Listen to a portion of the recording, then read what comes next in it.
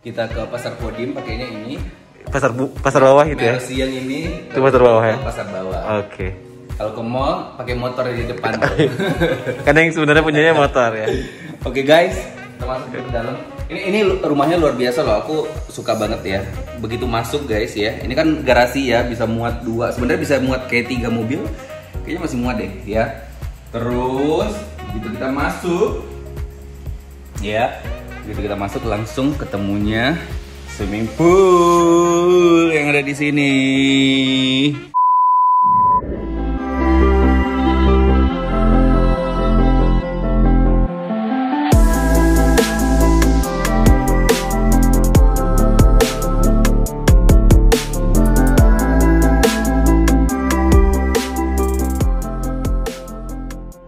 Welcome back to Vinonesia Channel. Dan kali ini kita sedang berada di studio nih ya, buat anak-anak band ya kan. Di sini ada drummer yang luar biasa, masih muda, banyak prestasinya. Ada Bima Wirayuda. Penonton bayaran mana suaranya? Nanti dapat 10.000 ya. Oke, jadi kita pengen ngangkat anak-anak muda yang berprestasi begitu ya, mana tahu bisa menjadi influence juga nih untuk anak-anak muda yang lainnya. Bagaimana caranya Bima ini bisa berprestasi? Ini nggak cuma di Pekanbaru aja, ternyata Bima ini juga prestasinya udah nasional ya kan, dan sebentar lagi bakal go international. Amen.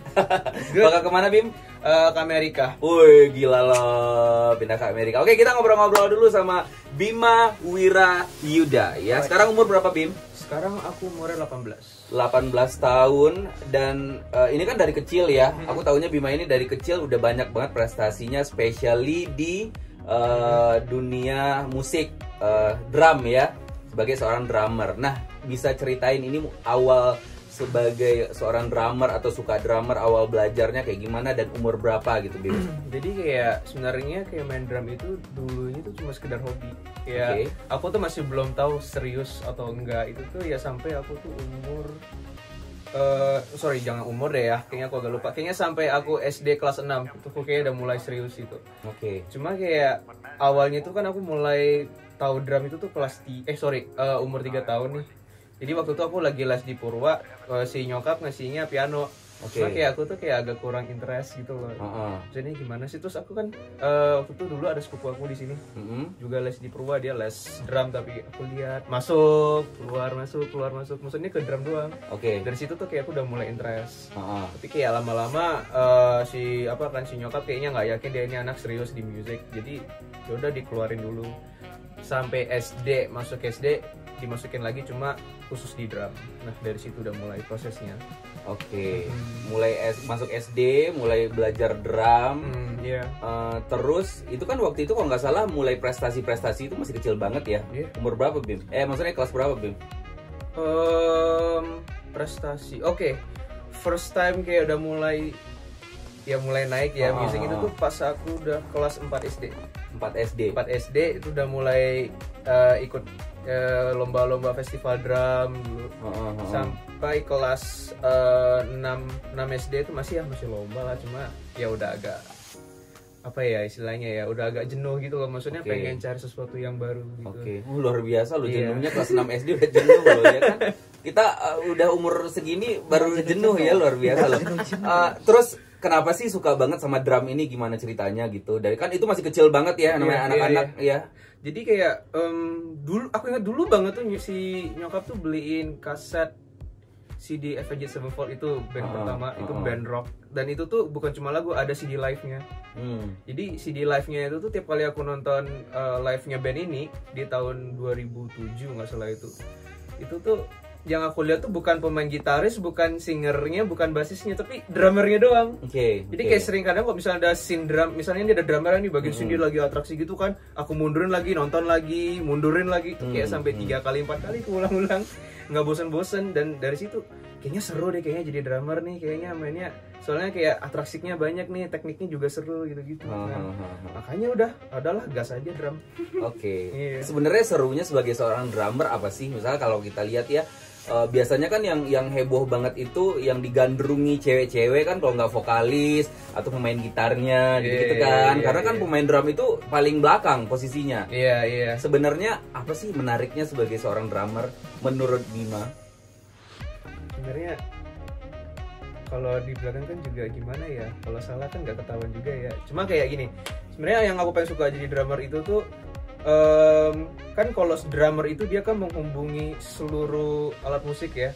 Karena kan ketika misalnya ini ada lagu nih, terus kalau misalnya nggak ada drum kan rasanya kayak ada yang kurang gitu. Cuma kayak kadang-kadang kalau misalnya ada drummer nih yang main, jadi kan orang jadi ikut dance. Jadi kan kalau misalnya kadang-kadang aku lagi main nih, terus kayak aku lagi ngasih body movement gitu, jadi kan orang tuh juga lihat ke aku juga, jadi kayak orang tuh jadi ngikutin gitu loh. Dan menurut aku bayangin aja ya kalau misalnya di sebuah lagu itu nggak ada drum, nggak ada instrumen drum gitu, kayaknya agak kosong. Makanya aku jadi kadang-kadang interest ke situ juga. Pada waktu SD itu siapa sih drummer favorit gitu? Drummer favoritku itu yang pertama banget itu namanya James Owen Sullivan dari Avenged Sevenfold, cuma udah almarhumnya. Itu yang dikasih itu apa namanya, yang CD yang pertama ya? Pertama banget itu. Kalau Indonesia? Wah, kalau Indonesia aku kurang tahu banyak, tapi aku tahu Sandy Pasben, aku tahu Budi Haryono itu juga drummer favoritku, yang juga ngajar sih sebenarnya, ngajar aku. Nanti kita bakal cerita-cerita lagi guys. Jadi dia ini dari SMP gitu-gitu ya udah sering banget manggungnya sama artis gitu-gitu ya. Nah, itu kan sampai kelas 6 SD tuh yang katanya udah mulai jenuh karena juga sering menang juga ya kompetisi-kompetisi gitu ya Bim ya. Iya, gituan sih lumayan sering. Nah, terus gimana ceritanya? Kan Bima ini yang aku kenal sebelumnya kan sering banget sama Sandy Pasben. Terus juga band Coklat waktu itu juga kalau nggak salah kan ya. Nah, itu gimana ceritanya tuh? Kok bisa sih? Gitu. Jadi kayak pas aku SMP itu tuh udah mulai ada project rekaman. Jadi rekamannya itu tuh lagunya juga apa ya, kayak bener-bener aku nggak pernah denger lagunya tapi ini keren nih dimainin. Nah, jadi aku tuh sering ke Jakarta dari SMP ya sampai SMP kelas 1 lah, itu udah mulai sering ke Jakarta tuh cuma buat rekaman. Terus kayak tahu-tahu tuh ada yang ada sih nama yang band ini. Kan ada band pertama yang aku masuk itu namanya Si Boy. Jadi salah satu basisnya tuh kesana kan. Mereka juga lagi nyari drummer gitu. Terus kayak katanya mereka butuh drummer gini-gini. Terus pertama yang nge-link aku ke Si Boy itu si Om Budi ini yang ngajarin aku. Karena Om Budi ini siapa dulu nih? Om Budi Haryono itu kan satu drummer ex Gigi. Semua orang pasti tahu ya. Berarti latihannya ke Jakarta dong? Enggak, malah dia yang kesini. Oh, luar biasa private, loh. Iya, itu biasa udah mulai private tuh juga kelas 7 sih sebenarnya, sama Om Budi ya. Kalau sama Om Sandi dari kelas 4 SD. Jadi beliau-beliau itulah yang datang ke sini untuk ngajarin. Bukan kamu yang ke Jakarta. Bukan. Sempat sih ke Jakarta cuma. Dari situ dapat linknya dong. Dapat linknya, mulailah masuk band Si Boy ini. Si Boy ini, iya. Kelas 1 SMP. 1 SMP. Nah, terus gimana lagi tuh? Terus kayak mulai nih kan kayak Om Sandi ngajak-ngajakin. Dulu tuh kan ada kan yang paling heboh banget tuh drum Ahai. Dulu tuh ada drum Ahai itu drum buatan Indonesia gitu loh. Jadi aku tuh sempat diundang sama Om Sandi kan, pertama tuh di Yogyakarta deh. Kan kayak banyak ya drummer-drummer keren di sana gitu. Ada juga drummer sumuran aku juga udah di endorse, udah dapat custom snare. Itu kayak tiba-tiba tuh jadi kayak salah satu keinginan aku juga pengen di endorse. Cuma kayak zaman dulu kan kayak masih gimana ya?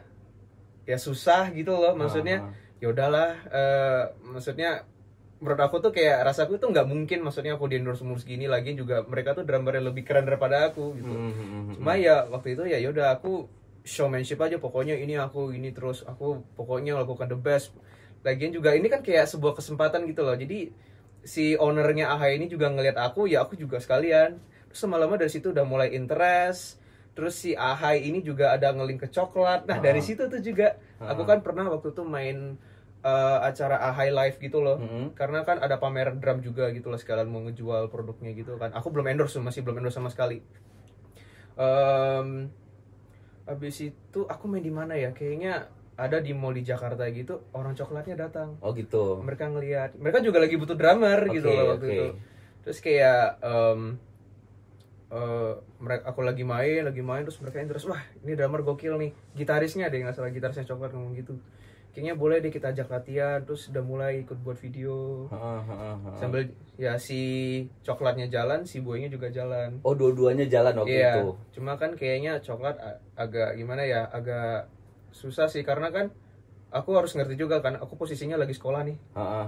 Dan itu pasti sibuk banget. Terus juga aku waktu itu masih SMP, belum apa ya, belum ada keinginan untuk tinggal di Jakarta gitu loh. Jadi kayak masih di Pekanbaru. Jadi kosnya jadinya Gede makin dong mahal, ya. gede banget Bener, bolak-balik. bener, Jadi bener, kayak bener. aku mikirin ntar dulu deh, mungkin kesempatan lain aja gitu loh. Oke. Tapi sempat manggung nggak sih waktu itu? Sempat, yang waktu itu kan ada acara ulang tahunnya Tribun kan, sempat main itu juga. Terus abis itu ada sih beberapa show di Jakarta juga, aku pernah main sama Coklat. Oke. Pas mereka ngerilis album baru juga aku disuruh main berapa lagu doang sih, tapi ya still lah berkesan banget gitu buat aku.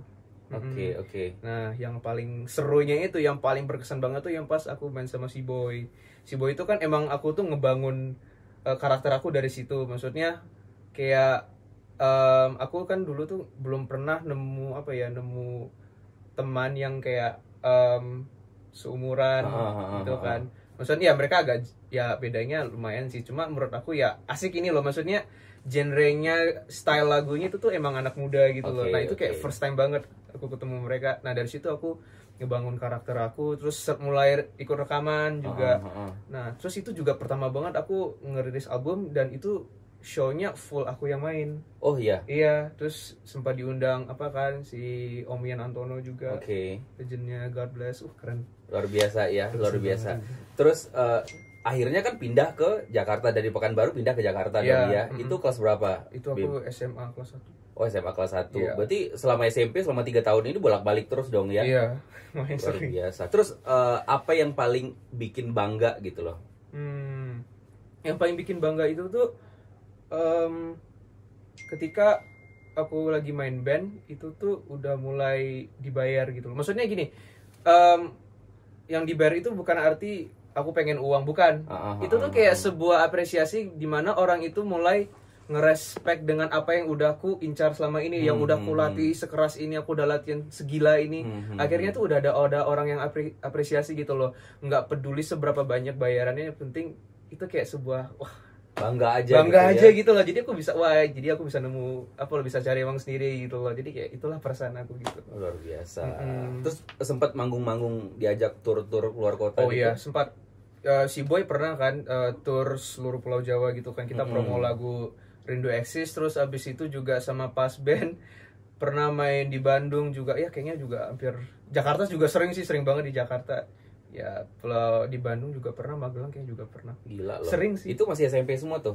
Ya, sama SMA ya? Iya, sampai SMA. Sampai SMA. Terus pertanyaannya adalah gimana sih caranya ngebagi waktu antara ngejob sama sekolah? Pasti agak keteteran ya. Iya, apalagi yang namanya band perform biasanya kan di weekend, terus di malam banget nih. Iya. Kan pagi-pagi udah capek banget gitu. Nah, gimana sih Bim? Ada kesulitan apa gimana? Nah, itu juga salah satu kesulitan yang gimana ya, karena kan SMP juga berat, apalagi SMA lebih berat lagi kan. Kalau SMP itu waktu itu kan masih belum ketat ya, maksudnya kayak sekolahku dulu kan tugasnya nggak terlalu banyak gitu loh, jadi aku masih bisa manage waktu loh. Jadi kalau misalnya ada hal yang penting nih di weekend, aku pergi ke Jakarta, terus ya cuma semalam doang, Sabtu pergi, ya next day-nya balik. Oke. Iya, terus abis itu pas sudah SMA itu SMA udah mulai berat banget sih. Cuma ya aku biasanya kalau misalnya tugasnya banyak nih, aku mending kerjain sebanyaknya secepatnya dulu. Nah, terus kalau udah selesai baru aku fokus ke musik. Oke. Berarti jarang nongkrong dan main-main sama temen-temen dong ya? Iya, jarang juga sih, lumayan. Oke. Emang nggak suka? Maksudnya emang nggak terlalu suka hangout, keluar nongkrong gitu-gitu atau gimana? Sebenarnya hangout aku juga suka sih, cuma kayak kadang-kadang tuh bingung gitu loh, maksudnya mau ngapain gitu loh pas hangout. Kalau misalnya nggak ada yang penting, ya mau ngapain juga. Itu sih waktu dulu sih ya, sebelum aku tahu kalau ngeleng itu penting. Gara-gara bokap sih ngajarin banyak gitu. Terus kalau misalnya ini tugas nih ya, misalnya ada tugas sekolah, kalau misalnya emang diperlukan hangout ya sekalian. Aku juga spend time-nya sama mereka, sama teman-teman sekolah aku gitu loh. Oke. Kalau sama anak band ya biasanya weekend, mostly weekend, nggak pernah kayak weekdays. Weekdays itu kan ya di sekolah juga kita kan udah bergaul sama anak-anak di sana kan di sekolah. So kalau misalnya after school, contohnya kayak pas aku SMA tuh ya Rabu tuh pulangnya jam 12.30 nih. Nah ya udah 12.30 misalnya, ya udah langsung pergi makan bareng, itu sih udah hangout sih. Aku biasanya kalau sama anak-anak sekolah tuh ya weekdays. Oke. Terus Bim, seberapa besar sih menurut Bima peran orang tua? Ini kan boleh dibilang kalau misalkan untuk karir udah sukses ya, untuk anak-anak seumuran segini ya. Seberapa besar sih peran dan support orang tua dalam hidup Bima? Wah, yang jelas kalau orang tua ya pasti sih kalau misalnya didukung ya syukur banget sih, karena kan gimana ya, kayak nggak banyak orang tuanya tuh yang ngasih kesempatan buat anaknya untuk melakukan apa yang disukai. Sebenarnya jujur sih ya, kalau bermusik ini yang maksudnya menurut aku udah bener mendukung aku kuliahnya bidangnya musik juga gitu ya, itu sebenarnya juga baru-baru ini sih kan, karena dibandingin sepupu-sepupuku yang lain kan mereka orang teknik elektro, teknik mesin, pokoknya banyak lah gitu kan ya. Terus aku doang kesasar, kadang-kadang papa tuh jadi beban, kenapa sih anakku gini. Tapi kayak setelah lama itu kan sekolah aku kan sering ada ini nih, kayak ngadain apa ya, meeting sekolah gitu loh. Terus kayak ketemuan sama alumninya, kayak mereka tuh ngatain kalau misalnya anaknya ini suka di bidang ini, lebih baik didukung sepenuhnya, karena kalau mereka kerja kan mereka ujung-ujungnya mereka enjoy banget, itu yang something that passions, dan sesusah apapun, mau stres apapun pasti bisa dikejar sama anak itu, karena itu emang bidang yang dia suka. Passionnya pasti. Iya benar, kalau misalkan passion biasanya dia akan kasih effort yang lebih gitu loh, ya nggak pakai mikir gitu ya. Terus lagi ini luar biasa banget loh guys ya, karena ini kita lagi di studio nih, ada drum yang luar biasa yang di belakang ini ya, ada tulisannya nih si Boy ya kan. Nah ini tuh di rumahnya si Bima gitu, jadi emang bener-bener disupport sama orang tuanya, emang luar biasa banget sih kalau menurut aku ya. Terus Bim, abis ini kan udah pengalaman udah luar biasa banget, bakal kuliah dan lulus di, kasih tahu dulu dong. Lulusnya aku di Berkeley, Amerika. Woi, Amerika guys. Jadi bakal jadi anak Amerika guys ya. Apa namanya, jurusannya apa Bim? Rencananya sih, kan aku masih semester 1 ya, jadi kayak belum nentuin banget aku bisa milih jurusan. Jadi semester 2-nya itu mungkin aku rencananya pengen milih Music Production and Engineering. Oke. Jadi kayak mostly kayak bagian rekamannya gitu loh. Terus bagian produksi di rekamannya, suaranya, nyari suara gimana, sound drumnya itu gimana. Itu juga menurut aku tuh ya, di Indo ini juga masih resource seperti itu tuh masih kurang banget. Oke. Bagian yang mixing, mastering lagu gitu-gitu semua itu tuh udah masih kurang banget. Makanya mungkin ya di Berkeley kan ya fasilitasnya juga lengkap, semuanya lengkap. Dan lebih profesional sih ya. Kalau sekarang kan aku kayak masih serba otodidak gitu. Kadang-kadang aku nanya sama tempat studio yang sering aku rekaman nih, ini gimana sih rekaman gini. Itu tuh serba otodidak. Tapi sekarang di Berkeley itu aku bisa explore. Benar. Semua ilmunya bisa digali sebanyak-banyaknya di sana. Terus tujuannya sebenarnya kemana sih Bim ini Bim? Sebenarnya kan passionku udah di ini ya, udah 100% banget di musik. Aku kayak nggak bakal mikir mau ke ini mau gini, nggak mikir gitu loh. Terus aku juga papa pernah sempat ngomong sih, lebih baik kamu di sana aja deh, nggak usah balik. Jadi kayaknya aku mikir aku kerja di sana nih seru juga nih gitu loh, sebagai musisi. Entah mungkin aku nanti disuruh rekaman, dan itu juga lumayan banyak jobnya. Ya. Karena dapat link di sana, mana tahu juga rezekinya juga bagus, ngiringin artis-artis besar, who knows ya, bisa jadi ya kan. Ya, asal jangan lupa sama kita ya, gitu. Terus apa namanya, kalau misalkan balik ke Indonesia seandainya, apa yang ingin dilakukan? Nah sebenarnya kalau aku lihat ya di Indo ini tuh industri dalam musiknya tuh sebenarnya bukan industri sih, sorry. Talent orang Indo di musik tuh sebenarnya luar biasa sih, gila banget sih ya kalau aku lihat ya. Aku lihat drummer yang lain tuh keren. Terus budaya kita kan kuat banget ya. Pokoknya aku tuh sekarang tuh lagi nyari cara bagaimana budaya Indo itu bisa sampai Amerika. Jadi kayak orang tuh tahu, oh ini nih orang Indo nih, ini budaya dari Indo. Karena tujuan aku ke Berkeley juga itu. Aku nggak mau cuma cuma pengen belajar ilmunya, cuma aku juga pengen nge-explore budayaku di sana. Makanya kan aku juga ada instrumen kendang Sunda.